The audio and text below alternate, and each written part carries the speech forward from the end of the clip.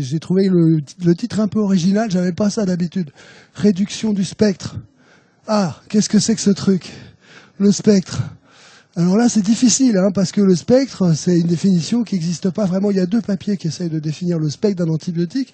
Il y a ce papier-là qui est une étude Delphi, qui a essayé de regarder avec une méthode Delphi et en basant sur des vignettes cliniques dans un hôpital du vétéran, un score de spectre pour voir le plus gros ou le plus bas. Le maximum score, c'est 60. Et voilà ce qu'ils ont trouvé. Alors, le spectre le plus bas, vous avez des mélanges de molécules qui sont des molécules dites à large spectre pour nous, et puis des molécules qui ne le sont pas, et puis des molécules qui sont dites à forte pression de sélection et d'autres qui ne le sont pas. Le métronidazole, c'est typiquement du spectre réduit, mais par contre, dans l'impact sur le gut microbiota, je pense que Jean-Ralph en parlera un peu, c'est un peu fort quand même. Donc je ne sais pas très bien ce qu'il faut faire de cette classification. C'est important de réduire le spectre ou pas? Je ne sais pas. Je ne sais pas répondre à cette première question. Puis vous voyez ensuite que tout un tas de molécules sont au milieu, aux alentours de 20 à 30, et vous avez les associations avec des inhibiteurs, vous avez les aminosides, vous avez l'astréonam, vous avez le Bactrim. Et puis enfin des choses qui sont très très gros en spectre, et là on vous met du large spectre, qui sont Viptazo, qui sont imipenem, meropenem, tigecycline, cipro, lévofloxacine. Vous voyez que le spectre, c'est déjà une définition qui est peut-être pas tout à fait celle qu'on veut.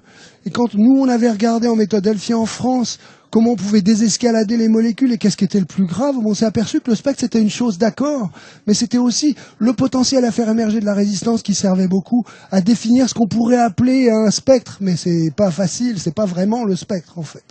Et on s'aperçoit que tout le monde est d'accord pour dire que si pas on passe d'une bithérapie à une monothérapie, on désescalade les antibiotiques et probablement on diminue le spectre, ça on est assez d'accord.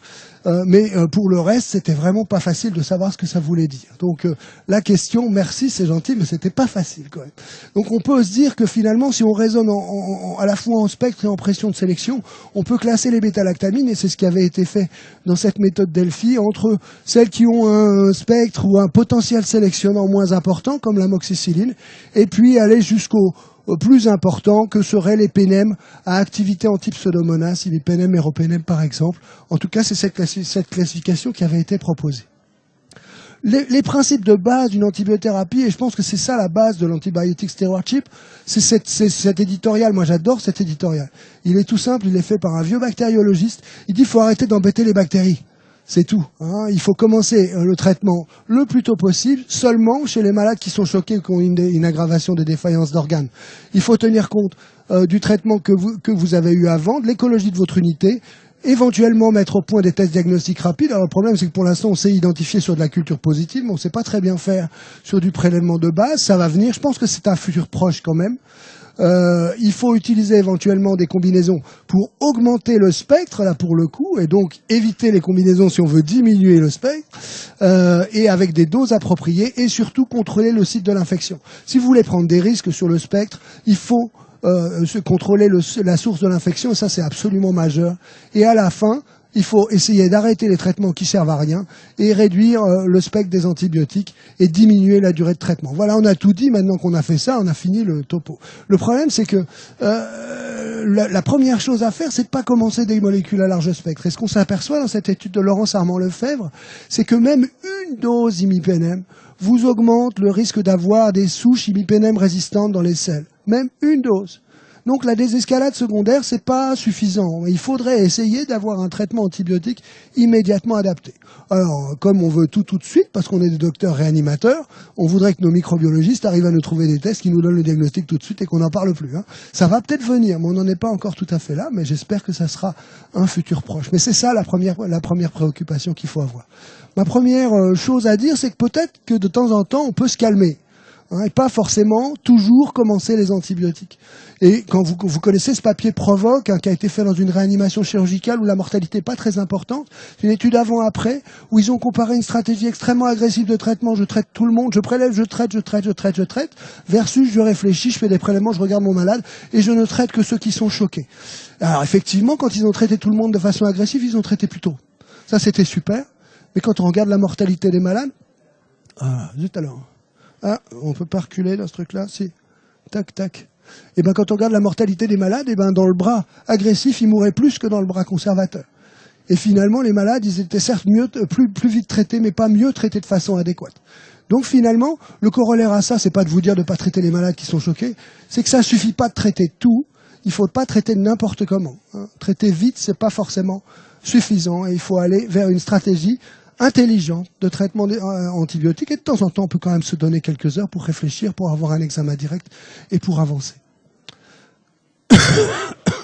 Et le commentaire de ça, bon, je vous l'ai fait. La deuxième chose importante, c'est qu'il faut connaître les recommandations. Je veux dire, c'est important de connaître les recommandations. Moi, j'aime beaucoup le chat. Le chat, au moins, il est simple. Et donc, bon, si vous connaissez les recommandations, vous pouvez vous servir de ces recommandations. Et c'est utile à faire. C'est non seulement utile à suivre quand on a besoin de les suivre, mais c'est aussi peut-être utile à transgresser. Dans cette étude, ils ont comparé la mortalité des malades chez qui les règles avaient été transgressées versus pas transgressées. Et pas de bol, si on ajuste sur la probabilité de transgression, c'est ceux qui sont transgressés qui vivent mieux. Parce que les gens, ils savent réfléchir, ils regardent les consensus, ils se les approprient et ils les adaptent aux malades. Les consensus, c'est une donnée générale. La médecine, c'est une science individuelle. Et ça, c'est vraiment important à noter. Il faut utiliser les données disponibles. Les questions à se poser, c'est est-ce qu'il vient du domicile ou pas? Dans ce cas-là, on n'a pas de germes résistants. Il y a certains warnings quand même à avoir. Le Pseudomonas aeruginosa, c'est le malade BPCO qui a la bronchectasie, qui a eu plein d'antibiotiques dans l'année et qui a un VEMS super bas. Celui-là, il a un risque. Il y a la pneumonie communautaire à Staph aureus. En France, c'est pas vraiment un problème, mais il y a certains pays sur lesquels c'est un problème tout à fait important. Il y a le problème des entérobactéries résistantes aux antibiotiques et au BLSE, on va en reparler, et les pathologies liées au voyage. Le malade, moi je suis allé en Inde cet été, je suis sûr que je suis revenu avec une BLSE. J'ai pas été regardé, mais probablement 75% de chance de rentrer avec une BLSE d'un petit voyage en Inde, même si j'ai pas fréquenté des endroits terribles. Non, je me suis pas écouvillonné. Donc les voyages, c'est important. Et puis l'affection associée aux soins, est-ce qu'elle est nosocomiale et est-ce qu'elle est associée à une immunodépression? C'est tout à fait important. Quelle est la structure d'accueil? Est-ce qu'elle était médicalisée ou pas? Est-ce que vous avez été hospitalisé dans les mois précédents? Est-ce que vous avez été exposé aux antibiotiques? Ça, c'est tout à fait majeur. Et est-ce que vous avez des devices ou des matériels en cours? C'est ça les questions qu'on se pose au quotidien. Alors sur BLSE, on a cette série qui est une série américaine, peu importe, mais qui vous reprend un certain nombre de facteurs de risque.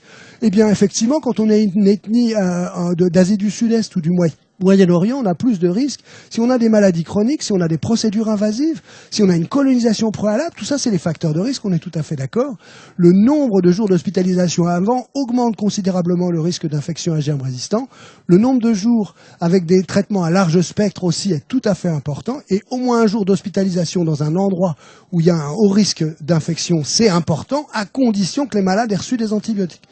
Donc ça, c'est les deux mesures. Quand vous voyez un mec qui revient d'un pays d'endémie, non seulement vous lui demandez s'il a été hospitalisé, mais s'il a reçu des antibiotiques. C'est vraiment les deux points tout à fait importants. Et puis, bien sûr, vivre dans une maison de long séjour. Voilà le profil habituel des BLSE de colonisation, de portage en fonction du pays où on est. Et vous voyez qu'en Asie du Sud-Est, on est à 80% de BLSE. Au Moyen-Orient, on est à 50% de BLSE. Aux États-Unis, aux alentours de 15-20% de BLSE. Et chez nous, aux alentours de 6-8% de BLSE. Est-ce que ça veut tout dire, ça? Et vous regardez l'étude voyageurs, ça c'est les gens qui se sont baladés, on les a écouvillonnés au retour, vous voyez 30% si vous revenez d'Amérique, 50% si vous revenez d'Afrique noire, et puis à Asie du Sud-Est, 72% de BMR à l'acquisition. Ce qui est intéressant là-dedans, c'est que cette acquisition, cette colonisation, je ne parle pas d'infection, attention là, cette colonisation, elle dure pas longtemps si le malade va bien, enfin si la personne va bien, pardon. Et vous voyez qu'au bout d'un mois, il y a déjà moins de 20% de malades, et qu'au bout de 6 mois, il y a moins de 5% des malades qui sont encore porteurs. Alors c'est quand même à noter que ça dépend un peu des endroits. Vous voyez que pour l'Asie du Sud-Est, on est quand même à des taux après un mois qui sont loin d'être négligeables si on veut juger de ça. Alors maintenant, une fois qu'on est colonisé, est-ce qu'on a un risque d'avoir une infection ou pas? En fait, si on regarde les colonisés à BLSE et le risque d'infection à BLSE, ici pour les VAP, vous voyez que la valeur prédictive positive, ici sur l'étude de Henri Mondor, elle est que de 10%. Ça veut dire qu'il n'y a que 10% des porteurs qui vont faire une infection le jour de leur infection avec une BLSE. Dans les séries, habituellement, c'est 10-20%. Il y a une série qui est de l'équipe dijonnaise qui retrouvait des chiffres qui sont un peu plus importants. Il faudra discuter. Peut-être que c'est le fait de l'abondance relative qui était plus important dans ces cas-là, qui explique qu'ils aient eu des chiffres un peu différents de ceux qu'on retrouve dans la littérature. On demandera à Pierre-Emmanuel ce qu'il en pense tout à l'heure. Donc ce que je voulais dire là-dessus, c'est que d'accord, c'est bien d'avoir une colonisation préalable, mais il faut penser quantitatif. Bien évidemment, si vous avez 3 bestioles qui traînent dans votre tube digestif, c'est pas elles qui vont vous infecter. Par contre, plus l'abondance relative monte et plus le risque d'avoir une infection à ces germes-là augmente. Ça a été prouvé pour les infections urinaires. Et c'est probablement vrai aussi pour les malades hospitalisés. Ce papier de Victoire de la Tour vous montre 2 choses. D'une part, que les malades qui sont réhospitalisés maintenant par rapport à il y a quelques années, ils arrivent avec une abondance relative de BLSE beaucoup plus élevée, et que cette abondance de relative de BLSE augmente avec l'antibiothérapie préalable. Et là, on arrive à un autre truc, donc penser quantitatif, et je pense que c'est ça qui va changer dans l'avenir. Or, bien évidemment, pour décider, vous regardez la durée d'hospitalisation. Voilà le réa-raisin. Plus vous augmentez la durée de séjour avant, et plus vous avez un risque d'infection à germes résistants pour décider et le fait de mettre un spectre large ou pas de mettre un spectre large. Et si vous avez reçu des antibiotiques préalables, vous avez une bonne chance d'avoir une infection à un germe résistant à ces antibiotiques si vous traitez. C'est vrai pour les entérobactéries, c'est aussi vrai pour Pseudomonas aeruginosa. Ici, vous voyez les pneumonies et les récurrences de pneumonies en fonction de l'existence préalable d'un traitement préalable par imipenem, ceftazidime, ciprofloxacine, pipéraamiclin. Vous voyez que dans tous les cas, vous avez une augmentation considérable des souches résistantes. C'est toujours vrai, quelle que soit la bestiole, vous allez avoir une pression de colonisation ou une pression de sélection antibiotique sur le site infecté, ça va dépendre des fois. Mais dans chaque cas, le dogme, c'est qu'en pratique, il ne faut pas utiliser les antibiotiques qu'on a déjà utilisés avant. Et il faut collaborer avec les microbiologistes. Et la première chose à faire, c'est de prélever les malades avant de traiter. Si vous ne faites pas ça, vous ne pouvez pas savoir ce que vous faites. Et là, faire un spectre étroit, si vous ne prélevez pas les malades, je vous défie de le faire. C'est pas possible. Donc vous n'arriverez pas, vous allez tuer quelques malades. Donc la première chose à faire, c'est de faire une collaboration. L'examen direct, moi je l'ai pas abandonné. Si les gens sont fiables et forts, et ben c'est intéressant d'avoir cet examen direct, de discuter avec eux, de leur dire bon, tu me rends des grammes plus et des moins, mais qu'est-ce que ça veut dire, qu'est-ce que tu as vu, etc. C'est ça qu'il a le malade. Et ben c'est très très important. Même s'ils sont pas sûrs d'eux, alors de temps en temps ils veulent pas vous les rendre. Ils ont peur, ils disent mais non, mais bon, prendre son téléphone et discuter, moi je trouve que ça reste un truc de base. Alors maintenant on a l'internet et l'ordinateur tous, là on n'appelle plus personne, mais parler avec les gens c'est quand même pas mal. Donc la détection c'est très important. C'est sûr que à l'heure actuelle on se pose beaucoup de questions sur la pneumonie communautaire par exemple. La prochaine pneumonie communautaire que vous avez, avec qui vous allez faire une PCR multiplex et qui vous a sortir que un virus.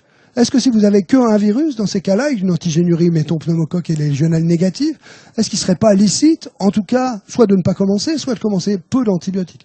En salle, il y a déjà des gens qui ont essayé de ne pas traiter les malades et ça marche. On peut très bien économiser considérablement les antibiotiques. Nos malades sont trop graves, on aura du mal à faire ça, mais peut-être qu'on pourrait arriver à faire des choses à partir du moment où on va s'approprier ces techniques de PCR où elles vont aller plus loin. Et puis, on sait déjà détecter des mécanismes de résistance particuliers, mais malheureusement, on sait le faire pour les staphylococcus sur les VRE, on sait aussi le faire sur les carbapénémases, mais par contre, sur les BLSE, c'est pas possible.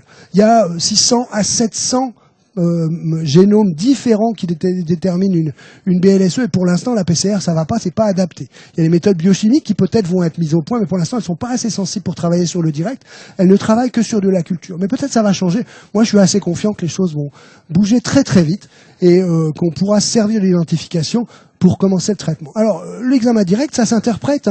Là, vous voyez un magnifique pneumocoque. Après 2 heures, il devient tout mou, il s'aplatit, et puis après, il prend plus le gramme. Et donc, au bout de quelques heures, on vous rend BGN. Ah, évidemment, il a reçu de l'amoxicilline avant. Il faut connaître toutes ces choses-là et discuter, et leur demander un peu ce que c'est, pour voir un peu ce que ça fait. Bon, alors les nouveaux tests, on en a parlé. Pour l'instant, on n'y est pas. On est à 6 heures. Et nous, on veut traiter tout de suite. Donc, on n'est pas encore capable de réduire le spectre et de ne pas avoir les spectres élevés dès le départ quand on veut traiter un malade trop grave. C'est toujours difficile d'y arriver. Mais je pense que ça sera vraiment le futur. Les solutions. Évaluer l'utilité du traitement immédiat. On en a parlé tout à l'heure.